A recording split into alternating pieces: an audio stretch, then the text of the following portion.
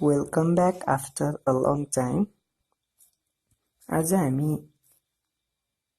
Arithmetic progression अथवा arithmetic sequence को बारेमा पढ्दैछौं सिक्दैछौं। यहाँ सबैभन्दा पहिला हामी सिक्वेन्सबाट सुरु गरौं। Sequence of number. यहाँनेरि मैले एउटा सिक्वेन्स नम्बरहरु सिक्वेन्समा भएको नम्बरहरु लेखेको छु। सिक्वेन्स मतलब एउटै तरिकाले बढ्दै अथवा घट्दै जाने भन्ने बुझिन्छ। हुन त अरु पनि सिक्वेन्स हुन्छ। सो सुरुमा मैले 8 12 16 20 लेखे। सेकेन्डमा मसँग अड नम्बरहरुको सिक्वेन्स थियो 1 3 5 7 9। त्यस्तै गरेर नेक्स्टमा चाहिँ म एउटा डिक्रिजिङ अर्डरको सिक्वेन्स लेख्दै छु अथवा घट्दो क्रममा 15 15 पछि 12 12 पछि 9 6। यसरी नै यो नम्बरहरु चाहिँ सिक्वेन्समा छ। अब सिक्वेन्सको मतलब एउटै तरिकाले बढ्दै अथवा घट्दै गएको छ भन्ने बुझ्नुपर्छ। त्यसपछाडी मसँग एउटा फ्र्याक्सनको पनि सिक्वेन्स छ 2/3 7/6 5/3। यो कसरी सिक्वेन्स हो के हो भन्ने बारेमा हामी बिस्तारै बुझ्दै जान्छौं।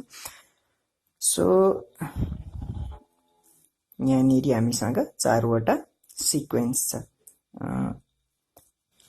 लास्टमा मैले अरु दुईटा फरक खालको पनि लेखेको छु, त्यो पनि हामी चर्चा गर्छौं। 8 12 16 20 यसो 1 3 5 7 9 यिनीहरुमा चाहिँ 8 पछि 12 भनेको 4 को डिफरेन्समा छ। 12 पछि 16 फेरि 4 को डिफरेन्स हो। त्यस्तै 1 3 5 7 9 मा 2 को डिफरेन्स छ। त्यसरी नै हामी 15 12 9 6 मा पनि डिफरेन्स देख्छौं। त्यहाँ चाहिँ 3 ले घट्दै गएको थियो।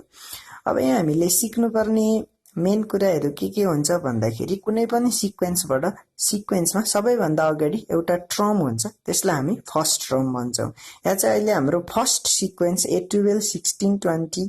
And so on. त्यसमा चाहिँ हाम्रो फर्स्ट टर्म ए भनेको चाहिँ 8 छ, सुरुमा भएको टर्म 8। नेक्स्टमा हामीले जान्नुपर्ने कुरा हो कमन डिफरेन्स। कमन डिफरेन्सलाई हामी डी ले इन्डिकेट गर्छौं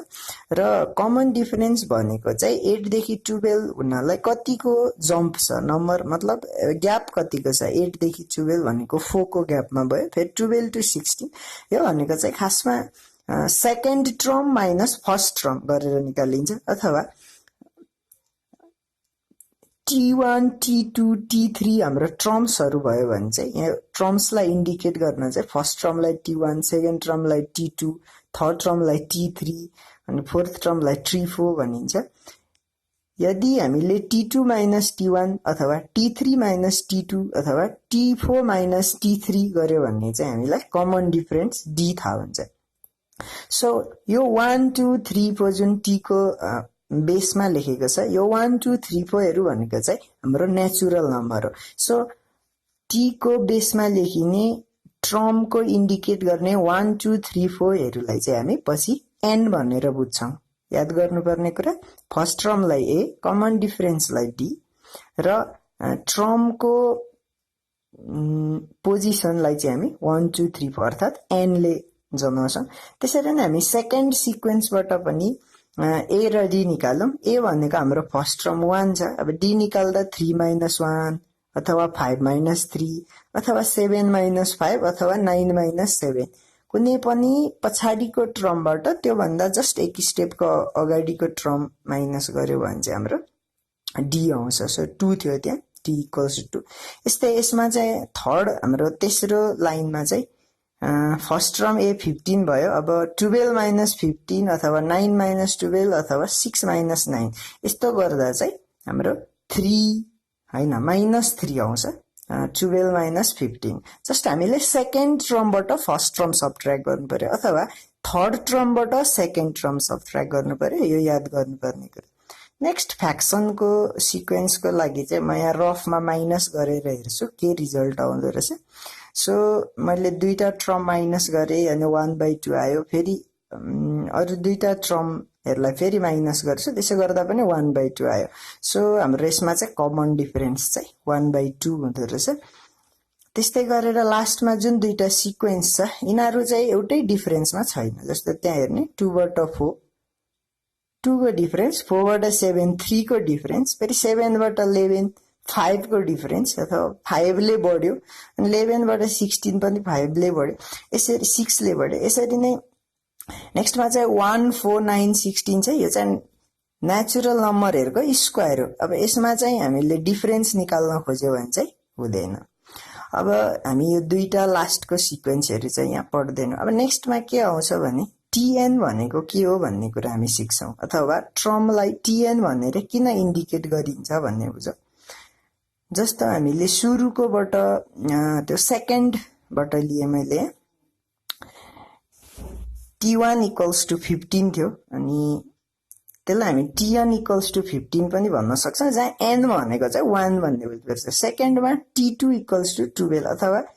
हाम्रो त्यो सिक्वेन्सको सेकेन्ड टर्म 12 छ सेकेन्ड सिक्वेन्सबाट लेख्दै छु अहिले म अब त्यसलाई पनि हामी tn = 12 भन्न सक्छौं अब यो tn लाई थप बुझ्नलाई हामी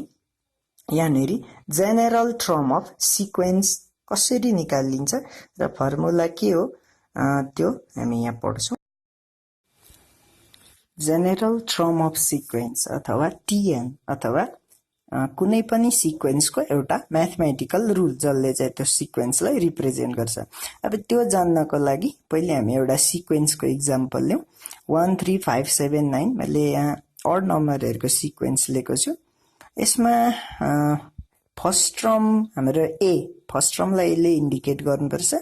फर्स्ट टर्म a = 1 यो फर्स्ट टर्म र कमन डिफरेन्स चाहिँ जुनसुकै सिक्वेन्सको निकाल्न हामीले जान्नुपर्छ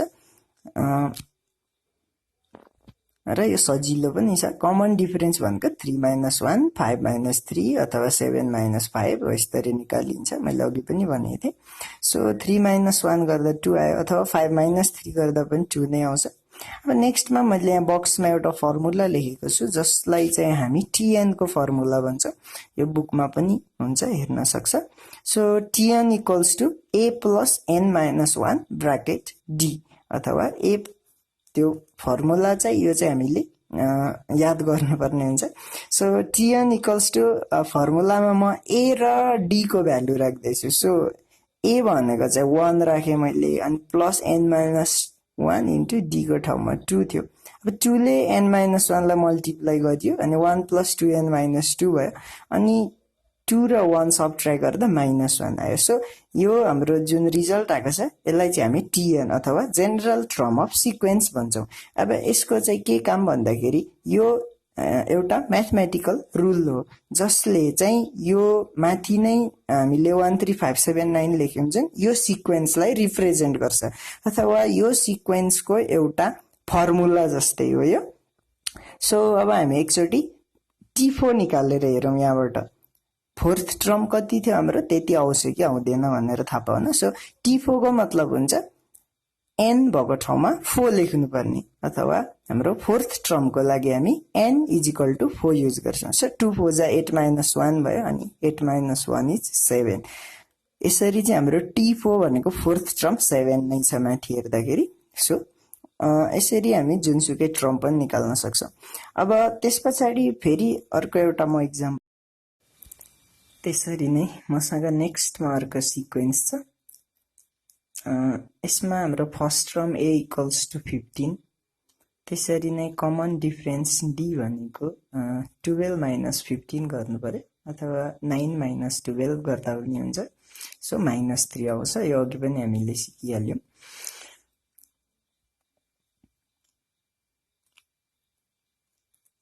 थप बुझ्नलाई मैले माथि माइनस गरेर देखाएको छु कुनै पनि सेकेन्ड टर्मबाट अगाडिको टर्म यो चाहिँ हाम्रो अहिले पढ्दै गरेको एरिथमेटिक सिक्वेन्सको लागि नाउ अघिको हाम्रो फर्मुला थियो tn को so a + n - 1 bracket d यो चाहिँ एउटा म्याथमेटिकल रुल हुन्छ जसले चाहिँ कुनै पनि टर्म दिन सक्छ हामीलाई अब भ्यालु राखौं a भनेको 15 प्लस n भनेको n नै राख्नुपर्छ किनभने हामी अहिले कुनै फिक्स टर्म निकाल्दै छैनौं सो n को भ्यालु तब राखिन्छ जब हामी कुनै टर्म निकाल्छौं जस्तो 4th 5th भन्यो भने चाहिँ n 4 5 राख्नुपर्छ सो त्यहाँ -3 ले मल्टिप्लाई गर्यो -3n + 3 भयो अनि 18 - 3n भयो त्यहाँनेरि सो यो चाहिँ हाम्रो एउटा tn अथवा general term of the given sequence भयो अब यो जेनेरल टर्मबाट चाहिँ कुनै पनि सिक्वेन्स निकाल्न सकिन्छ भन्ने थियो first second third fourth sequence fourth term निकालौं हामी यो सिक्वेन्सको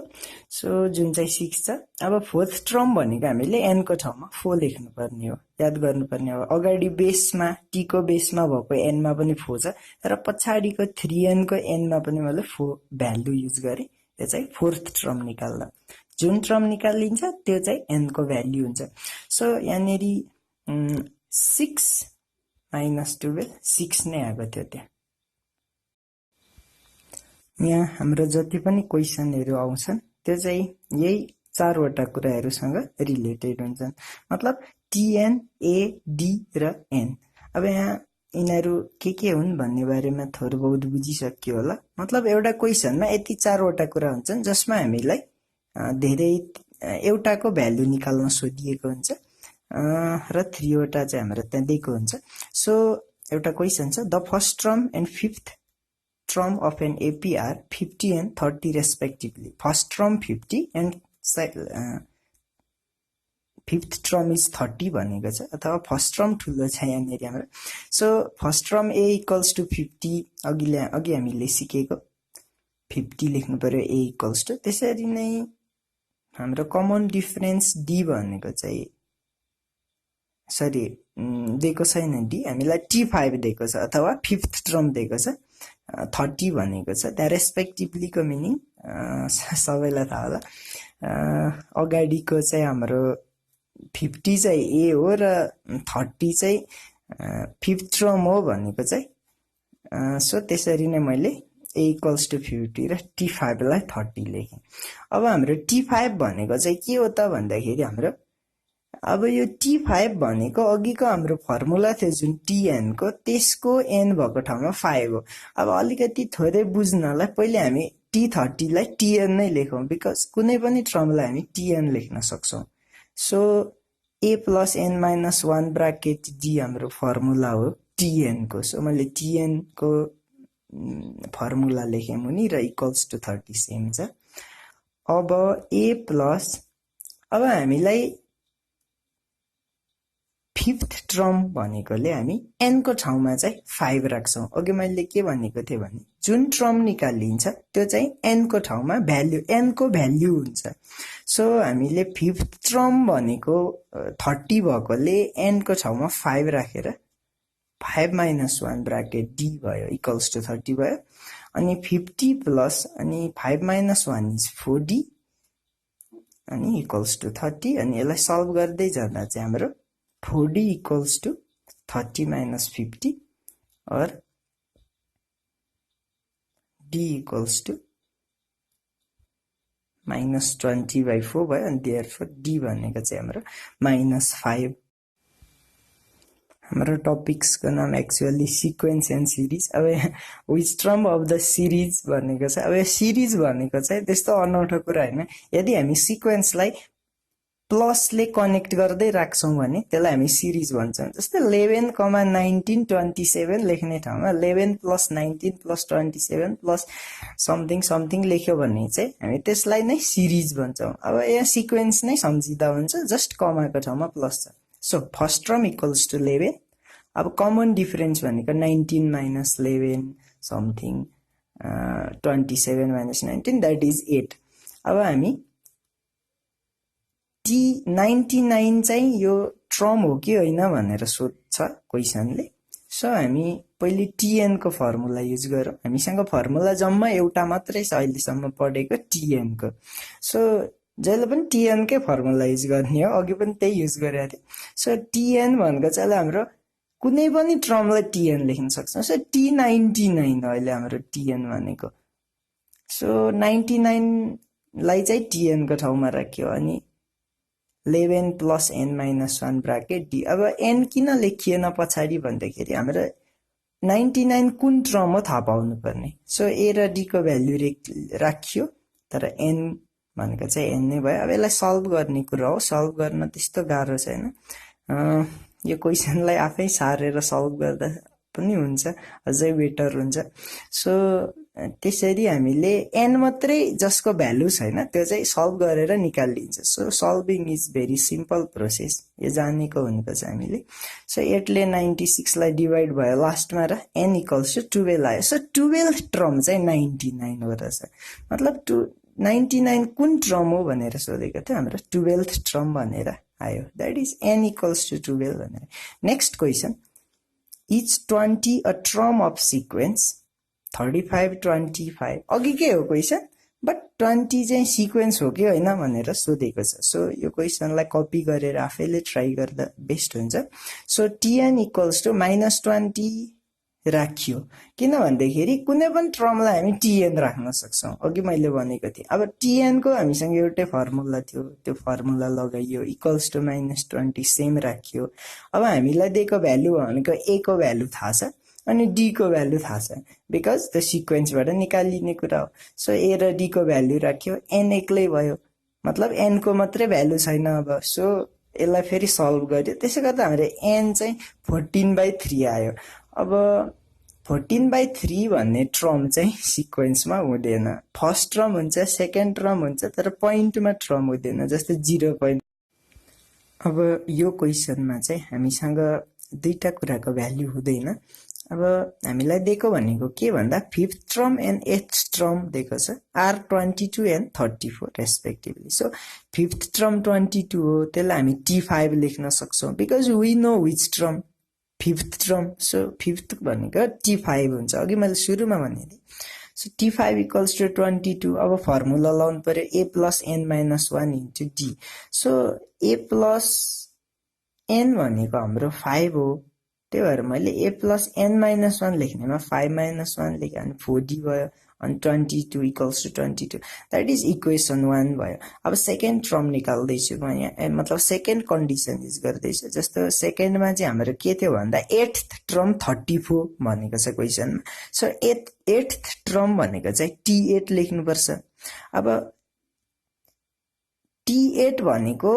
tn को फर्मुला युज गर्ने तर n को ठाउँमा चाहिँ 8 लेख्ने भनेको हाम्रो tn इक्वल्स टु के भन्दा a plus n minus 1 bracket d तर a plus n भनेको चाहिँ हाम्रो 8 थाहा छ त्यही भएर a plus 8 minus 1 bracket d भयो अनि त्यसरी सल्भ गर्दा चाहिँ हाम्रो इक्वेसन 2 भयो अब यस्तो दुईटा हामीसँग a र d को भ्यालु छैन दुईटै कन्डिसनमा a र d को भ्यालु आएन जसलाई हामीले इक्वेसन 1 र 2 भन्यौ अब यसलाई सल्भ गर्ने हो दुईटा मेथड छ खास गरी सल्भ गर्ने सो मैले यहाँ इल्युमिनेसन मेथड युज गरे अथवा कुनैलाई काट्ने मेथड हो यो कुनै एउटा भेरिएबललाई माइनस गर्ने अथवा प्लस गर्ने हो अहिले म माइनस गर्दै छु दुईटा इक्वेसन सो माइनस माइनस गरे साइन चेन्ज हुन्छ त्यो माइनस गर्दा यो जानेको हुनुपर्छ so -5d equals to something आयो एक्चुअली त्यहाँ फाइन्ड बाई मिस्टेक देखिरहेको थियो होला यहाँनिर सानो मिस्टेक भएछ माथितिर a plus 8 minus 1 bracket d थियो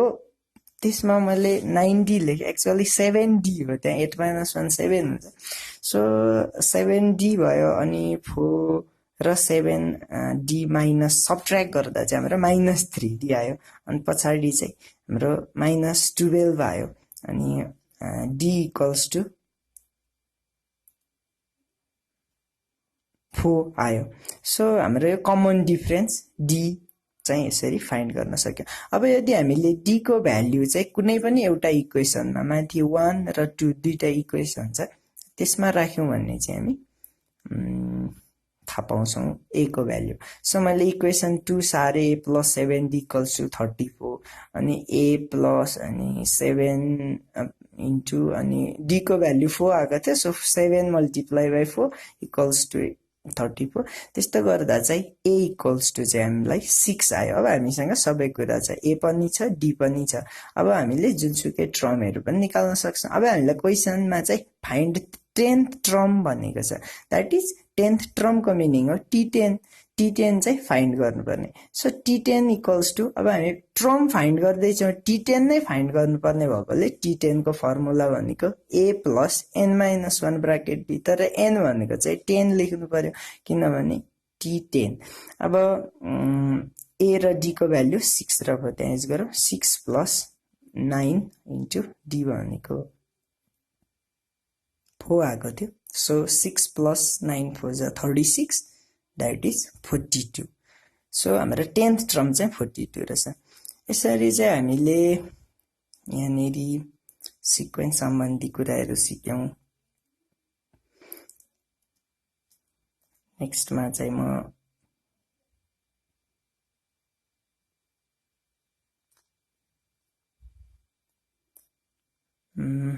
अरु भिडियोहरू लिएर आउने छु